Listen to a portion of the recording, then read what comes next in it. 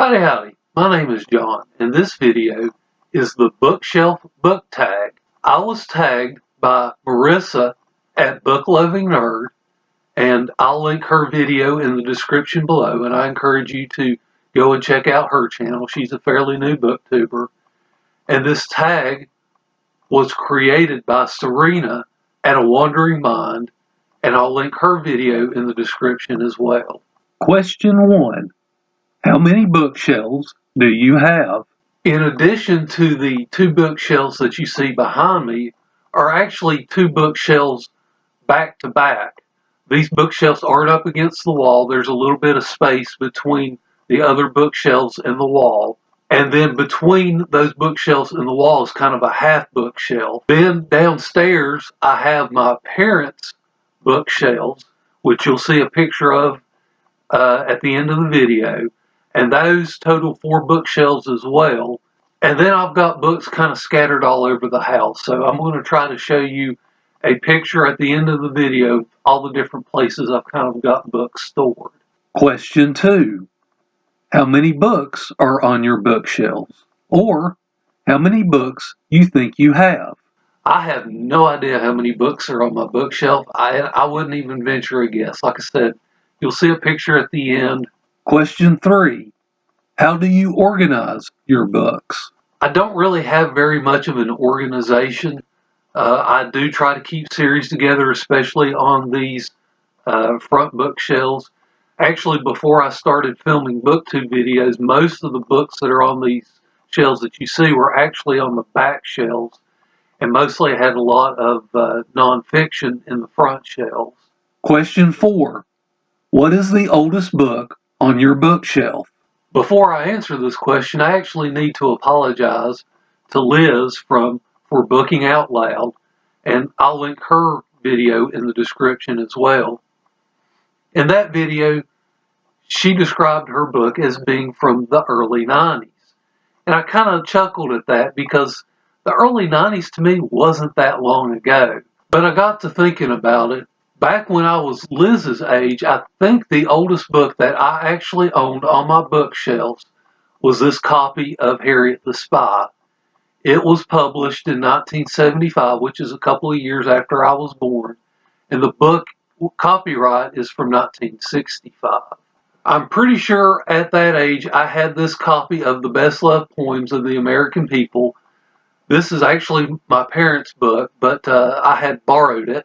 This book was copyrighted in 1936. Really only been recently that I've gotten into purchasing older books. I'm pretty sure the oldest book that I have purchased is this copy of Claudius the God. This is the sequel to I, Claudius by Robert Graves. And this book is from 1935. The oldest book that I actually own is this New Testament that was given to my grandfather when he joined the Metropolitan Baptist Church in Washington, D.C. The date written in this book is from 1919. I also have my grandmother's Bible when she joined the same church, and this is dated 1922. Question 5. What is the newest book on your bookshelf? The book that I most recently purchased new is Device and Desires by K.J. Parker. This is the first book in the Engineer trilogy. K.J. Parker is the same author who wrote Prosper's Demon. And being an engineer, I was intrigued that he actually wrote an Engineer's trilogy. The book I own that was most recently published is this copy of Jest Right by Piers Anthony. This is the 43rd book in the Zant series. It was published in July of 2020. Question 6. What is the longest book on your bookshelf? The longest book on my bookshelf is this Electrical Engineering Handbook, and it comes in at over 2,700 pages. Question 7. What is the shortest book on your bookshelf? I have a lot of short books. I don't know if this was technically the shortest book I have, but when I was in college, I took a PE class for dancing, for country and western dancing, and part of the course covered square dancing, and this was the textbook for that. Question 8. What is the predominant genre on your bookshelf? I accidentally skipped this question during filming. I'm pretty sure I own more nonfiction than fiction. I have more fantasy than any other genre of fiction. Question 9. Have you done a bookshelf tour? I have not done a bookshelf tour because, quite frankly, I don't have the equipment to do it right now. I'm filming on my laptop, and that would be a little bit difficult to actually film a bookshelf tour. As you'll see here in a little bit, I have a lot of books. Question 10. Go on a random number generator and talk about the book that corresponds with that number. For this, I'm only going to do the 4 bookshelves that are in this room, the 2 that you can see behind me, and then the 2 behind those bookshelves as well. Bookshelf 1, bookshelf 2, and then on the other side, bookshelf 3, bookshelf 4. Here's a fun fact about computerized random. Computers actually have a difficult time generating a random number. In a lot of cases, what's done is it's an elaborate equation, and it uses the previous result as an input for the next result. I'm going to go old school for my random generators.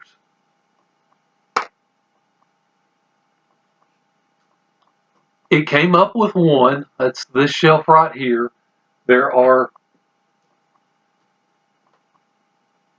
5 shelves, so I'm going to roll a 6-sided die to see which shelf.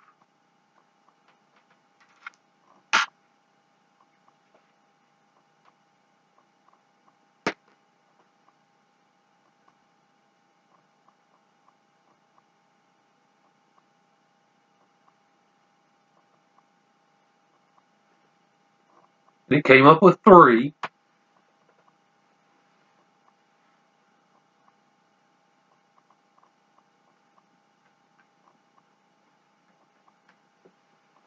There are 15 books on that shelf, so I'm going to roll a d20.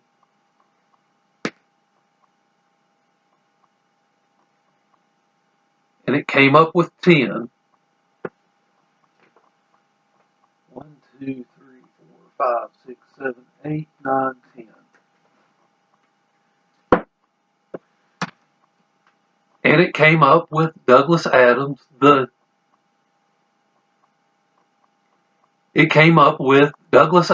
more than complete guide to the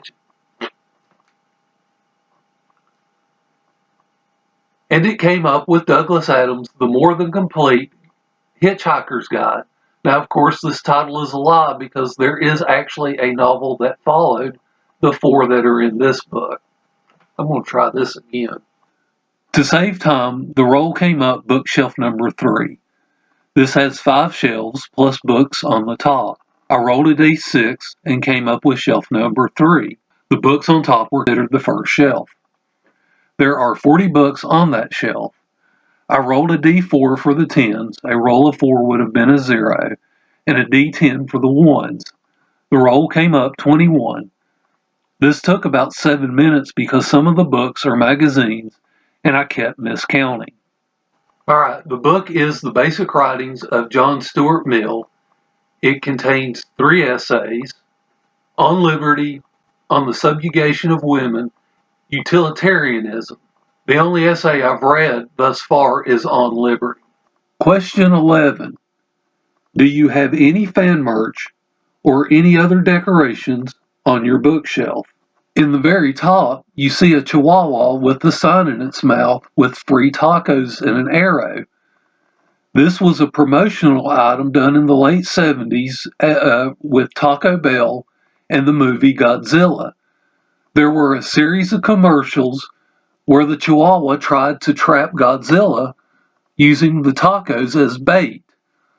I'll link the commercials in the description below. The wolf and the tiger you're probably familiar with as they starred in my Halloween books tag and October favorites tag. The bear in between them was something someone gave to my mother before she passed away. From left to right, first you see a few magnets that are hovering over one another. The stick is in the middle of them to keep the magnets from turning over and aligning. Next, you see a figure of Joe Theismann from the football team that shall not be named. Back when I was a kid, Joe Theismann led the team to victory in Super Bowl 17. Next, you can see an 810 Warthog. This is one of those plastic models that you glue together. Next, you can see the Pinewood Derby car that I made when I was in Cub Scouts. Next is a souvenir from a granite quarry. And then last, you can see an airplane. It's actually a bank, and it's from a series of collectible banks featuring oil transportation vehicles. My dad and I went to see the first Cars movie in the theater, and it turned out to be the last movie that he and I got to see together in the theater. In the first movie, a Hudson is one of the main characters, and my dad used to drive a Hudson. In the second movie features a gremlin and a pacer, and being the AMC fan that I am, I had to buy this. This is an old Band-Aid container that I found when I was cleaning out my parents' house.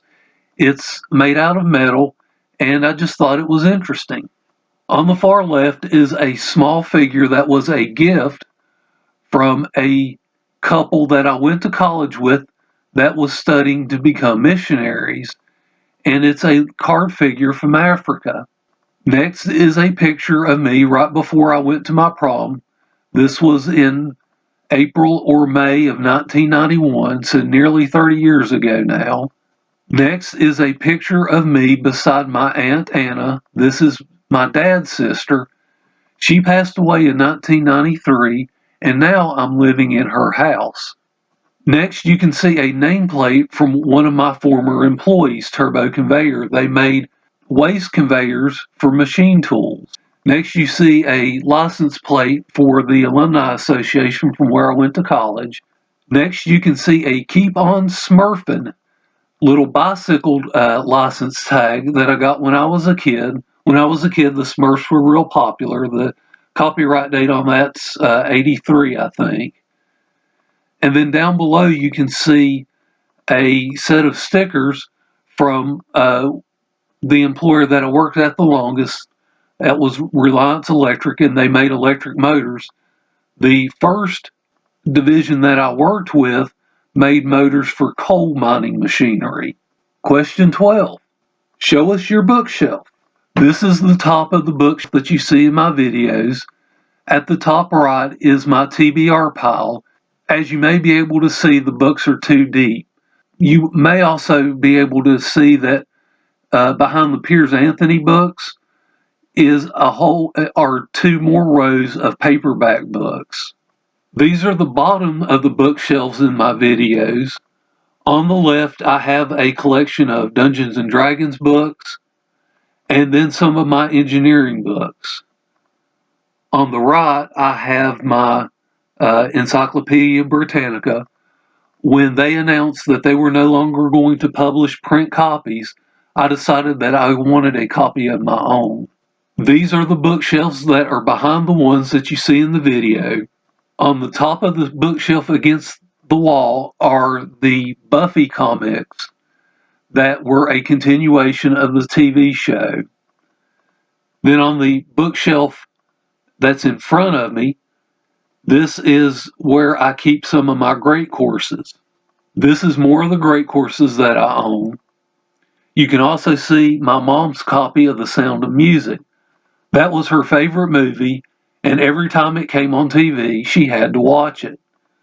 We finally convinced her to buy a VHS copy so that we could watch something else one day. These are my parents' bookshelves that are in my basement. My dad was a Southern Baptist minister, and most of these books are Bible commentaries. At the top, you can see his and his sister's yearbooks from college and high school. These are the other two of my parents' bookcases, and this is just a collection of fiction and nonfiction, just a variety of books. These are the books that I kept. I wound up giving a couple other bookcases worth of books away to thrift stores.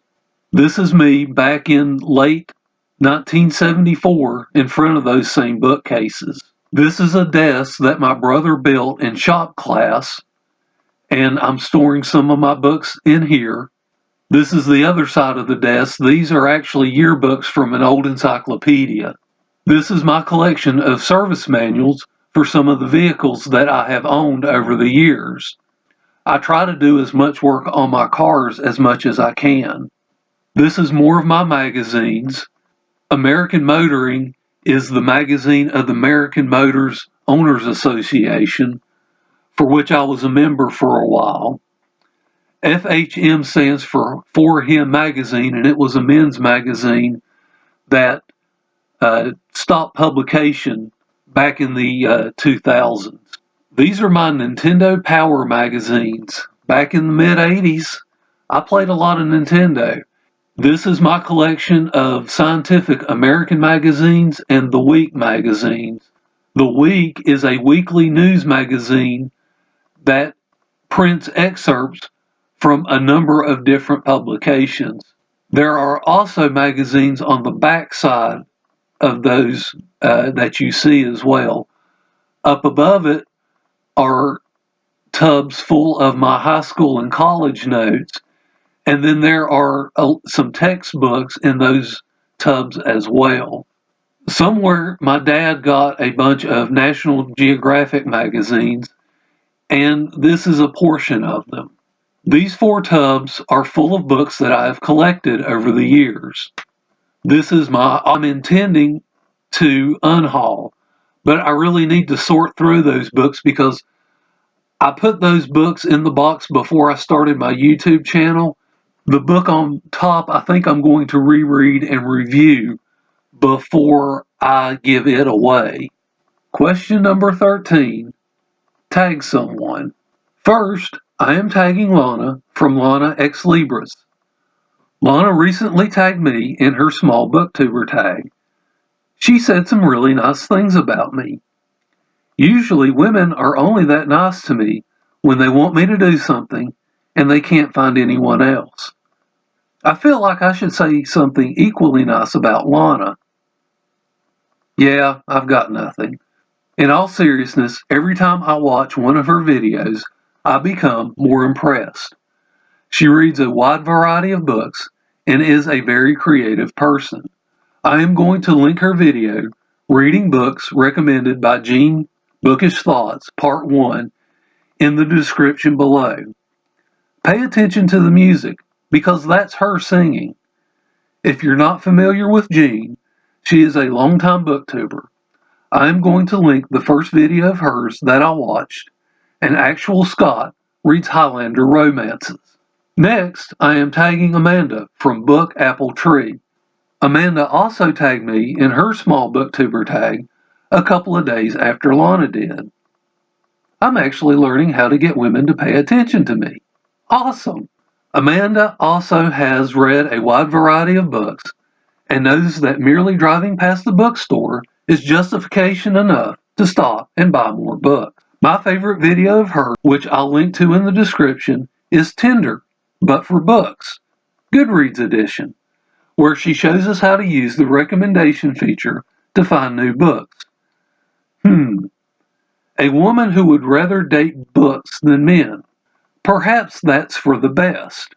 Next, I am tagging Beth Ann. Beth Ann has a PhD and studies bees native to North America. We both love the Dragonlance novels, and we both used to live in Maryland. I am going to link her video, Nonfiction November, I Shop My Bookshelves, where in the comments I had to fuss at her for pronouncing Appalachian the correct way. Next, I am tagging Koopel from A Koopel Books. Koopel is a new booktuber who I am excited to get to know better. As you can tell from the thumbnails, he has some really nice bookshelves. I am linking his video, 25 Bookish Facts About Moi. Lastly, I am tagging Carrie from Very Literary Carrie. I tried to avoid tagging people I have tagged before, but I really wanted to see her answers to these questions. In her weekly wrap-up videos, she always provides links to informative articles that relate to the book she's read. I'm linking her Halloween book tag video in the description, mostly because she talks about me in it. You also need to correct her in the comments about the best Halloween candy. I want to thank Marissa for tagging me. Thank you for watching this video, and I hope you enjoy the rest of your day.